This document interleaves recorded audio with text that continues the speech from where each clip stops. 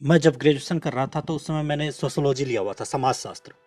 उसमें विचित्र विचित्र तरह की बातें थी कि हिमालय में रहने वाले लोग कैसे रहते हैं, शादी विवाह कैसे होता है उनका, और दूसरे दूसरे कंट्री में लोग कैसे शादी विवाह करते हैं।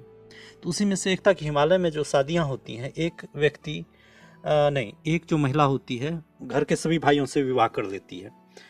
अ, मतलब कि जैसे द्रौपदी थी कि पांचों भाइयों से उसने विवाह किया था, तो उसी प्रकार से तो स्वामी विवेकानंद एक बार गए हुए थे हिमालय की ओर घूमने। वो वहाँ ठहरे गांव में, तो लोगों ने उनका सत्कार किया। उन्होंने देखी व्यवस्था कि एक जो महिला है उसके 5 पति हैं, या 5 से जितने भाई थे उतने थे, एक से अधिक पति हुआ करते थे वहाँ। तो उन्होंने आपत्ति जताई कि ये कैसी परंपरा है।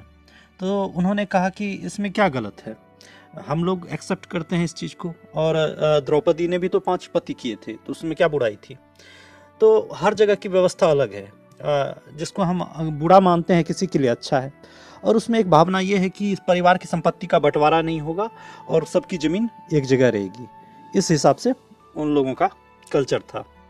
मतलब कि एक पत्नी में ही 2 से 4 जितने भी भाई हैं, उस हिसाब से ज़्यादा हैं तो दूसरी शादी भी होगी, लेकिन एक महिला से जितना हो सकता है उतने पति वो रख सकती है।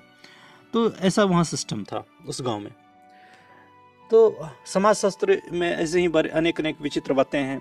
जैसे कि समाजशास्त्र में एक मैंने पढ़ा था कि जो आदिवासी समूह है वहाँ पर जो लड़के और लड़कियाँ होती हैं, उनको यौन शिक्षा दी जाती है, मतलब कि सेक्सुअल एजुकेशन।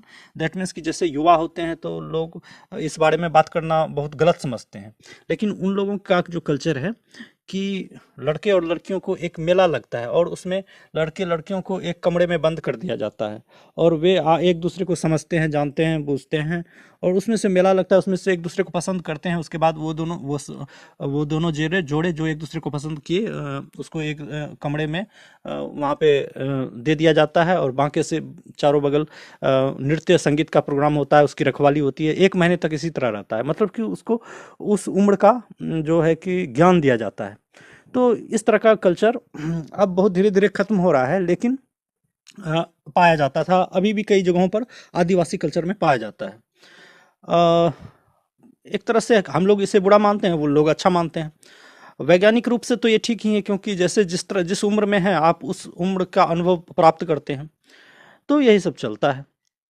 समाजशास्त्र मैंने पहले भी कहा कि बहुत विचित्र विषय है और अच्छा भी लगा पढ़कर। उसमें ये भी है कि